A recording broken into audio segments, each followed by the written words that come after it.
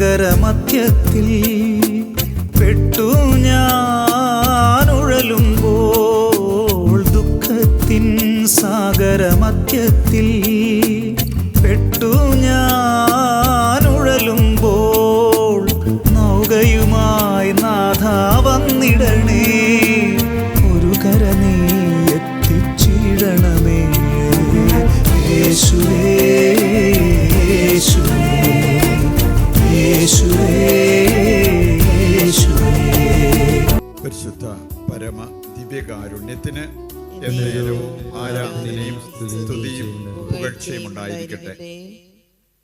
ദൈവസന്നിധിയിൽ നമുക്ക് എഴുന്നേറ്റ് നിൽക്കാം. ദൈവകരുണയുടെ മണിക്കൂർ, ദൈവാനുഗ്രഹത്തിൻ്റെ മണിക്കൂർ. നമുക്ക് അബോധ്യത്തോടെ ഈ സമയം പ്രാർത്ഥിക്കാം. നമുക്കും ലോകം മുഴുവനും ഏറ്റവും ആവശ്യമായിട്ടുള്ള കാര്യമാണ് ദൈവത്തിൻ്റെ കരുണ. ഈ കരുണ പ്രാപിക്കാൻ നമുക്ക് സാധിക്കും. ഈ കരുണ മറ്റുള്ളവരിലേക്ക് എത്തിക്കാനും നമുക്ക് സാധിക്കും. പല വിശുദ്ധരും ഇതേക്കുറിച്ച് കൃത്യമായി നമ്മളെ പഠിപ്പിച്ചിരിക്കുന്ന കാര്യമാണ്. ദൈവത്തിൻ്റെ കരുണയുടെ മുഖം വിശുദ്ധ കുർബാനയിൽ കണ്ടുകൊണ്ട്, പിതാവായ ദൈവത്തിൻ്റെ കരുണയുടെ മുഖം യേശുക്രിസ്തുവിൽ കണ്ടുകൊണ്ട്, ദിവ്യകാരുണ്യത്തിൽ ആ യേശുവിൻ്റെ സജീവ സാന്നിധ്യം അനുഭവിച്ചുകൊണ്ട് അല്പസമയം സ്വതന്ത്രമായിട്ട് ദൈവത്തെ നമുക്ക് സ്തുതിക്കുകയും ആരാധിക്കുകയും ചെയ്യാം. യേശുവേ നന്ദി. ഹല്ലേലൂയ ഹല്ലേലൂയ ഹല്ലേലൂയ ഹല്ലേലൂയ. കർത്താവേ, അങ്ങ് ഞങ്ങൾക്കായി അൾത്താരയിൽ എഴുന്നള്ളിയിരിക്കുന്നുവല്ലോ. അവിടുത്തെ സജീവ സാന്നിധ്യം ഞങ്ങൾ അനുഭവിക്കുന്നു. ആ സാന്നിധ്യത്തിന് ഞങ്ങൾ നന്ദി പറഞ്ഞ് പ്രാർത്ഥിക്കുന്നു. Hallelujah hallelujah. യേശുവേ നന്ദി, യേശുവേ നന്ദി, യേശുവേ നന്ദി.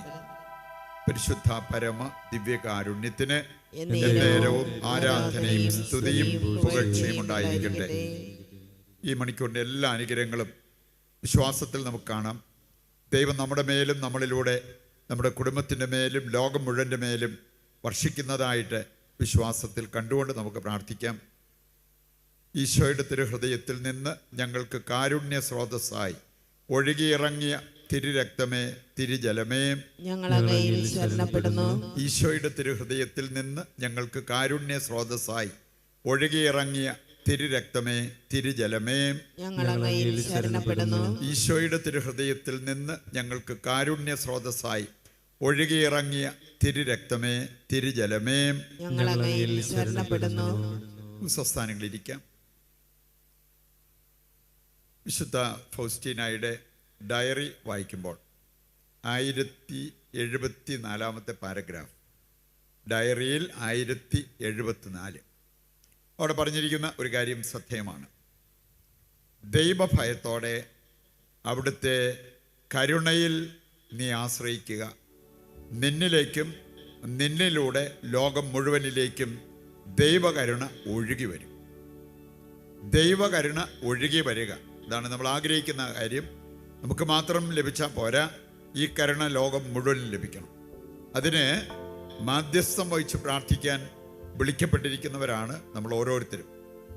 നമ്മളതിൻ്റെ ഉപഭോക്താക്കളായി മാറിയാൽ വക്താക്കളായി മാറാനും അത് നമ്മെ സഹായിക്കും.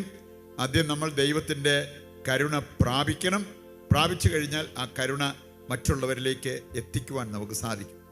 ഇതിന് ഏറ്റവും ആവശ്യമായ ഒരു കാര്യമാണ് ഈ വിശുദ്ധ നമ്മെ ഓർമ്മിപ്പിക്കുന്നത്. 1074 പാരഗ്രാഫിൽ നീ ദൈവഭയത്തോടെ ദൈവത്തിൻ്റെ കരുണയിൽ ആശ്രയിക്കുക. അപ്പോൾ നിനക്കും ലോകം മുഴുവനും ഈ കരുണ പ്രാപിക്കാൻ അത് സഹായിക്കും എന്നുള്ളത്. ബൈബിളിലൂടെ കടന്നു പോകുമ്പോൾ നമുക്ക് കാണാൻ സാധിക്കും നല്ലതെന്ന് പറയാവുന്ന 3 ഭയങ്ങൾ. ഒന്ന് ദൈവഭയം. ദൈവഭയം നല്ലതാണ്.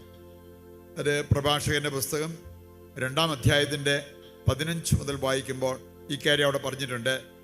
ദൈവഭയം ഉള്ളവരുടെ പ്രത്യേകതകൾ, അവരെപ്പോഴും ദൈവത്തിൻ്റെ ഇഷ്ടം അന്വേഷിക്കും. അവരെപ്പോഴും ദൈവവുമായിട്ട് ആലോചന നടത്തും. അവരെപ്പോഴും അവരുടെ ഹൃദയം ദൈവത്തിനായി ഒരുക്കി വെക്കും. ഇതെല്ലാം ദൈവഭയമുള്ളതിൻ്റെ പ്രത്യേകതകളാണ്. നമുക്കറിയാം, ദൈവഭയം, ദൈവഭക്തി എന്നൊക്കെ പറഞ്ഞാൽ തിന്മയെ വെറുത്ത് ദൈവത്തെ സ്നേഹിച്ച് ജീവിക്കുന്ന. തിന്മയെ വെറുക്കാൻ നമുക്ക് സാധിക്കണം. ദൈവത്തെ സ്നേഹിച്ച് ദൈവത്തിൻ്റെ നാമത്തിൽ മറ്റുള്ളവരെ സ്നേഹിച്ച് ജീവിക്കാൻ നമുക്ക് സാധിക്കണം. ദൈവസ്നേഹികളിൽ നിന്നും ദൈവം ആവശ്യപ്പെട്ടിരിക്കുന്ന ഒരു കാര്യം 1 യോഹന്നാൻ 3:11 4:11 വായിച്ചാൽ നമ്മൾ കാണുന്ന കാര്യങ്ങളാണ്. അവിടെ പറഞ്ഞിട്ടുണ്ട്, നിങ്ങൾ പരസ്പരം സ്നേഹിക്കണം. പറയുണ്ട്, ദൈവത്തെ സ്നേഹിക്കുന്നതിൻ്റെ ഒരു തെളിവായിട്ട് നമ്മുടെ ജീവിതത്തിൽ മാറേണ്ടത് നമ്മൾ പരസ്പരം സ്നേഹിക്കുന്നു എന്നുള്ളതാണ്. പറയുണ്ട്, ദൈവഭയം നല്ല ഭയമാണ്. രണ്ടാമതൊന്നുകൂടി നമുക്ക് കാണാൻ സാധിക്കും. ലൂക്കായുടെ സുവിശേഷം 12-ാം അധ്യായം. ലൂക്ക 12-ാം അധ്യായം 4 മുതൽ വായിക്കുമ്പോൾ അവിടെ പറഞ്ഞിട്ടുണ്ട്, നീ ആരെ ഭയപ്പെടണം എന്ന് ഞാൻ നിന്നെ ഓർമ്മിപ്പിക്കാം. നിന്റെ ശരീരത്തെ കൊല്ലുന്നവരെ അല്ല നീ പേടിക്കേണ്ടത്. ഈ ലോക ജീവിതത്തിൽ നിനക്ക് നഷ്ടങ്ങളും അല്ലെങ്കിൽ മരണം പോലും സമ്മാനിക്കുന്നവരെ അല്ല നീ പേടിക്കേണ്ടത്. നിത്യനാശം വരുത്തുന്നവരെ പേടിക്കണം. നിത്യനാശം വരുത്തുന്നത് എന്താണോ അതിനെയാണ് നമ്മൾ പേടിക്കേണ്ടത്. എന്ന് പറഞ്ഞാൽ, പച്ചയ്ക്ക് പറഞ്ഞാൽ, പാപം ചെയ്യാൻ നാം ഭയപ്പെടണം. പാപം ചെയ്യാനുള്ള ഭയം നല്ല ഭയമാണ്. അത് ദൈവഭയവുമായിട്ട് ചേർന്ന് പോകുന്ന ഒരു കാര്യമാണ് നമുക്ക് കാണാൻ സാധിക്കും. മൂന്നാമതൊരു കാര്യം നമ്മൾ കാണുന്നുണ്ട്. ജെറമിയയുടെ പുസ്തകം 1:17 വായിച്ചാൽ, ജെറമിയ 1:17 നമ്മൾ വായിക്കുന്നത്, കർത്താവ് ജെറമിയായ്ക്ക് കൊടുത്തൊരു നിർദ്ദേശം, ഞാൻ നിന്നോട് പറയുന്ന കാര്യങ്ങൾ നീ പറയണം. അതിനുള്ള ധൈര്യം നീ കാണിക്കുന്നുണ്ടെങ്കിൽ ഞാൻ നിന്റെ കൂടെ നിൽക്കും. ധൈര്യമില്ലാത്ത ഒരു രീതിയിൽ നീ പെരുമാറിയാൽ നിന്നെ ഞാൻ പരിഭ്രാന്തനാകും. ദൈവം പറയുന്നത് പറയാനുള്ള ധൈര്യം. ഇനി അങ്ങനെയുള്ളവർക്ക് മരണത്തെ പേടിക്കേണ്ടതില്ല, ശിക്ഷയെ പേടിക്കേണ്ടതില്ല, മനുഷ്യരെന്ത് വിചാരിക്കുമെന്ന് ഭയപ്പെടേണ്ടതില്ല. അവർ പറയും, ദൈവം എന്നോട് പറയാൻ പറഞ്ഞത് ഞാൻ പറയും. അതാണ് ബാലാമിൻ്റെ ജീവിതത്തിലേക്ക് നോക്കിയാൽ നമ്മൾ കാണുക. ബാലാക്ക് ഒരുപാട് സമ്മാനങ്ങളൊക്കെ വാഗ്ദാനം ചെയ്തിട്ടും ബാലാം പറഞ്ഞൊരു കാര്യം, ദൈവം പറയുന്നതേ എനിക്ക് പറയാൻ പറ്റും. പറയുണ്ട്, ഈ ഒരു കാര്യത്തിന് ധൈര്യം കാണിക്കുന്നവരുടെ കൂടെ കർത്താവ് നിൽക്കും, അല്ലാത്തവരെ അവിടുന്ന് പരിഭ്രാന്തരാക്കും എന്നുള്ളത് വചനത്തിൽ നാം കാണുന്ന കാര്യമാണ്. പ്രിയപ്പെട്ടവരെ, ഈ 3 കാര്യങ്ങളേ ഉള്ളൂ നല്ല ഭയമായിട്ട് നമുക്ക് കാണാവുന്നത്. ഇതില്ലാതെ ഇന്ന് അനാവശ്യ ഭയം ഒരുപാട് കൊണ്ടു നടക്കുന്ന ആൾക്കാരുണ്ട്. വേണമെങ്കിൽ മനുഷ്യരെ പേടിക്കുന്നു, രോഗത്തെ പേടിക്കുന്നു, ചില സ്ഥലങ്ങളിൽ പോകാൻ പേടിക്കുന്നു, ജോലിക്ക് പോകാൻ ഭയമുള്ളവർ, അങ്ങനെ ഒരുപാട് ഭയങ്ങൾ കൊണ്ട് നടക്കുന്നവർ. ഇനി അതിൻ്റെ ഒരു പ്രധാനപ്പെട്ട കാരണമായിട്ട് എടുത്തു പറഞ്ഞിരിക്കുന്നത് നിയമാവർത്തന പുസ്തകം 28:66 വായിച്ചാൽ കാണാൻ പറ്റും. അവിടെ പറഞ്ഞിരിക്കുന്നത്, രാവും പകലും നീ സംഭീതനായിരിക്കും. ഇതാരെക്കുറിച്ചാണ് പറഞ്ഞിരിക്കുന്നത്? അതിൻ്റെ ഈ അധ്യായം തന്നെ 15-ാമത്തെ വചനം വായിച്ചാൽ മതി. അവിടെ പറഞ്ഞിട്ടുണ്ട്, കർത്താവിൻ്റെ കൽപ്പനകളും ചട്ടങ്ങളും ശ്രദ്ധാപൂർവം നീ പാലിക്കാതിരുന്നാൽ താഴെ പറയുന്നതൊക്കെ നിൻ്റെ ജീവിതത്തിൽ ഉണ്ടാവും. അത് കഴിഞ്ഞ് വരുന്നതാണല്ലോ 66-ാമത്തെ വചനം. അവിടെ പറഞ്ഞിരിക്കുകയാണ്, രാവും പകലും നീ സംഭീതനായിരിക്കും. ഭയം നിന്നെ വേട്ടയാടും. രാവെന്നോ പകലെന്നോ ഇല്ലാതെ ഭയം നിന്നെ വേട്ടയാടിക്കൊണ്ടിരിക്കും എന്ന് ദൈവത്തിൻ്റെ വചനം നമ്മെ ഓർമ്മിപ്പിക്കുന്ന ഒരു കാര്യമാണ്. പറയുണ്ട്, നല്ല ഭയം, അതാണ് നമുക്ക് വേണ്ടത്. അനാവശ്യ ഭയങ്ങളെല്ലാം മാറ്റിയെടുക്കാൻ നമുക്ക് ദൈവത്തോട് ചേർന്ന് നിൽക്കാൻ സാധിക്കണം. ബൈബിളിൽ 366 പ്രാവശ്യമെങ്കിലും നമുക്ക് വായിക്കാൻ പറ്റുന്നൊരു കാര്യമാണ്, ഭയപ്പെടേണ്ട, ഞാൻ നിന്നോട് കൂടിയുണ്ട്. Fear not, I am with you. ഇത് ദൈവം നമ്മെ ഓർമ്മിപ്പിക്കുന്ന ഒരു കാര്യമാണ് വചനത്തിൽ. പറയുണ്ട്, ഈ ഒരു ധൈര്യം കാണിച്ച് ജീവിക്കേണ്ടവരാണ് ദൈവമക്കളായി നമ്മൾ എന്നുള്ളത് നാം തിരിച്ചറിയണം. ഇവിടെ ഇന്ന് കാണാൻ സാധിക്കും, നമ്മളിലേക്ക് നോക്കിയാലും നമ്മുടെ സമൂഹത്തിലേക്ക് നോക്കിയാലും 3 ഗണത്തിൽപ്പെട്ട ആളുകളെ കാണാൻ പറ്റും. നമ്മൾ ഈ 3 കാര്യങ്ങൾ ഹൃദയത്തോട് ചേർത്ത് പിടിക്കേണ്ട കാര്യങ്ങളിൽ ഒന്നാണ് ദൈവഭയമുള്ളവരായി മാറുക. രണ്ടാമത്തെ കാര്യമാണ് നീതിപൂർവം ജീവിക്കുക.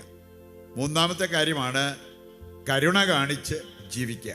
ഇപ്പം 3ഉം ഒരു കൊലയിൽ കിടക്കുന്ന മാങ്ങകൾ പോലെ നമ്മുടെ ജീവിതത്തിൽ സ്ഥാനം പിടിക്കേണ്ട കാര്യങ്ങളാണ്.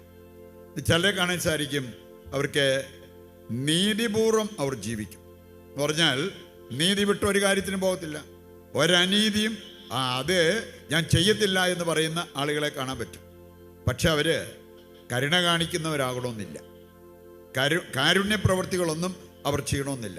നമ്മൾ നീതിപൂർവം ജീവിച്ചാൽ മാത്രം പോരാ, കരുണ കാണിക്കണം എന്നുള്ളത് കർത്താവിൻ്റെ വചന സന്ദേശമാണ്. ഈ കരുണ കാണിക്കാത്തവരുടെ മേൽ കാരുണ്യരഹിതമായ വിധി ഉണ്ടാകുമെന്നുള്ളത് യാക്കോബ് 2:13 വചനം വായിക്കുമ്പോൾ നമ്മൾ കാണുന്നത്. രണ്ടാമതൊരു കൂട്ടരെ കാണാൻ സാധിക്കും. ഒരുപാട് കാരുണ്യ പ്രവർത്തികൾ, മറ്റുള്ളവരെ സഹായിക്കുക, അങ്ങനെയുള്ള കാര്യങ്ങളൊക്കെ അവർ ചെയ്യും. പക്ഷേ അവരുടെ ജീവിതത്തിൽ ചില അനീതി അത് തുടച്ചു മാറ്റുന്ന കാര്യത്തിൽ അവർ ശ്രദ്ധാലുക്കളല്ല. നമുക്കാണ് മത്തായിയുടെ സുവിശേഷം 7:23 എടുത്താൽ ഒരനീതിയെക്കുറിച്ച് അവിടെ സൂചിപ്പിച്ചിട്ടുണ്ട്. അതെന്താണ്? വചനം കേട്ടിട്ട് അതനുസരിക്കാതെ ജീവിക്കുന്നവർ അനീതി പ്രവർത്തിക്കുന്നവരാണ്. നമുക്ക് വേലക്കാരന് കൂലി കൊടുക്കാത്തത് മാത്രമല്ല, മറ്റുള്ളവർക്ക് അവകാശമായ സ്ഥലം വീടും നമ്മൾ പിടിച്ചെടുത്ത് അത് സ്വന്തമാക്കി വച്ചിരിക്കുന്നത് മാത്രമല്ല അനീതി, വചനം കേട്ടിട്ട് അതനുസരിക്കാതിരിക്കുന്നത്. അങ്ങനെയുള്ളവരെ താരതമ്യപ്പെടുത്തിയിരിക്കുന്നത് പാറമേൽ ഭവനം പണിത വിവേകമതിക്ക് തുല്യനെന്നല്ല, മണലിൽ ഭവനം പണിത അവിവേകി. അങ്ങനെയുള്ളവരെ പോലെയാണ് വചനം കേട്ടവർ വചനം അനുസരിക്കാതിരിക്കുമ്പോൾ അവരുടെ ഗണത്തിലാണ് ഇവർ പെടുന്നത് എന്ന് പറയുന്നുണ്ട്. നമ്മളെ സംബന്ധിച്ചിടത്തോളം നമുക്ക് നീതിപൂർവം ജീവിക്കാനായിട്ട് സാധിക്കണം. എല്ലാ വിധത്തിലുമുള്ള അനീതി നമ്മുടെ ജീവിതത്തിൽ നിന്ന് തുടച്ചു മാറ്റാൻ നമുക്ക് സാധിക്കണം എന്നുള്ളത് ദൈവത്തിൻ്റെ വചനം നമ്മെ ഓർമ്മിപ്പിക്കുന്നൊരു കാര്യമാണ്. മൂന്നാമതൊരു ഗണമുണ്ട്. ആ ഗണത്തിലാണ് നമ്മൾ പെടേണ്ടത്. മൂന്നാമത്തെ ഗണം എന്ന് പറഞ്ഞാൽ ദൈവഭയത്തോടൊപ്പം നമ്മുടെ ജീവിതത്തിൽ നമ്മൾ കരുണ കാണിക്കും. നമുക്കറിയാമല്ലോ, കരുണ കാണിക്കുക എന്ന് പറഞ്ഞാൽ അർഹിക്കാത്തതും നൽകുന്നതാണ് കരുണ. അർഹിക്കുന്നത് നൽകുന്നത് നീതിയാണ്, അർഹിക്കാത്തതും നൽകുന്നതാണ് കരുണ. പറയുന്നുണ്ട് ആ ഒരു കാര്യത്തിന് മുമ്പോട്ട് വരുന്ന വ്യക്തികൾ അതോടൊപ്പം നീതിപൂർവം ജീവിക്കാൻ അവർ പ്രത്യേകം ശ്രദ്ധിക്കും. ഈ 3 കാര്യങ്ങളെ ഒന്നിച്ചു പോകുന്നെങ്കിൽ അതാണ് ഏറ്റവും നല്ല ഒരു കോമ്പിനേഷൻ. അങ്ങനെയുള്ളവരുടെ ജീവിതത്തിലേക്ക് ദൈവത്തിൻ്റെ കരുണ വർഷിക്കപ്പെടും. അങ്ങനെയുള്ളവർ പ്രാർത്ഥിക്കുമ്പോൾ അവരുടെ ജീവിതം കൊണ്ടും പ്രാർത്ഥന കൊണ്ടും ലോകം മുഴുവനിലേക്കും ദൈവത്തിൻ്റെ കരുണ വർഷിക്കപ്പെടും. ഈ ഒരു യാഥാർത്ഥ്യം തിരിച്ചറിഞ്ഞ് നമ്മൾ ജീവിക്കാൻ തുടങ്ങിയാൽ നമ്മുടെ ജീവിതത്തിൽ അത് വലിയ അനുഗ്രഹമായിരിക്കും. നമ്മൾ ഈ ലോകത്തിന് നൽകുന്നത് വലിയ ഒരു സംഭാവനയാണ് എന്ന കാര്യം കൂടി നമ്മൾ മനസ്സിലാക്കണം. പ്രിയപ്പെട്ടവരെ, ഈ ഒരു സന്ദേശം ഹൃദയത്തിലേക്ക് ഏറ്റെടുത്ത് ഇനി മുമ്പോട്ടെങ്കിലും അത് ജീവിക്കുന്നവരായി മാറുവാൻ നമുക്ക് ദൃഢനിശ്ചയം ചെയ്യാം. നമ്മുടെ എല്ലാ ആവശ്യങ്ങളെയും ദൈവകരങ്ങളിൽ സമർപ്പിക്കാം. നമ്മുടെ വ്യക്തിപരമായ ആവശ്യങ്ങളെ സ്വർഗത്തിലേക്ക് ഇപ്പോൾ ഉയർത്താം. നമ്മുടെ എല്ലാ പ്രവർത്തനങ്ങളും നമ്മുടെ എല്ലാ പ്രാർത്ഥനാ യജ്ഞങ്ങളും കർത്താവ് ഏറ്റെടുത്ത് അനുഗ്രഹിക്കുവാൻ നമുക്ക് ഒന്നേർന്ന് ദൈവത്തെ സ്തുതിച്ച് മഹത്വപ്പെടുത്താം.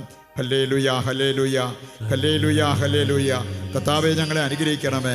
കർത്താവെ, ഞങ്ങളെ ആശീർവദിക്കണമേ. അവിടുത്തെ കൃപയും അനുഗ്രഹവും ഞങ്ങളുടെ മേൽ വർഷിക്കണമേ. ഞങ്ങളുടെ എല്ലാ പ്രാർത്ഥനാ നിയോഗങ്ങളും ഏറ്റെടുക്കണമേ. ഞങ്ങളുടെ പ്രാർത്ഥന ചോദിച്ചിട്ടുള്ള എല്ലാവരെയും അവിടുന്ന് അനുഗ്രഹിക്കണമേ. ഞങ്ങൾ പ്രാർത്ഥിക്കാൻ കടപ്പെട്ടിരിക്കുന്നവരെ, കുടുംബങ്ങളെ, അവരുടെ പ്രത്യേക നിയോഗങ്ങളെ ആശീർവദിച്ച് അനുഗ്രഹിക്കണമേ. ഹല്ലേലൂയ, ഹല്ലേലൂയ, ഹല്ലേലൂയ.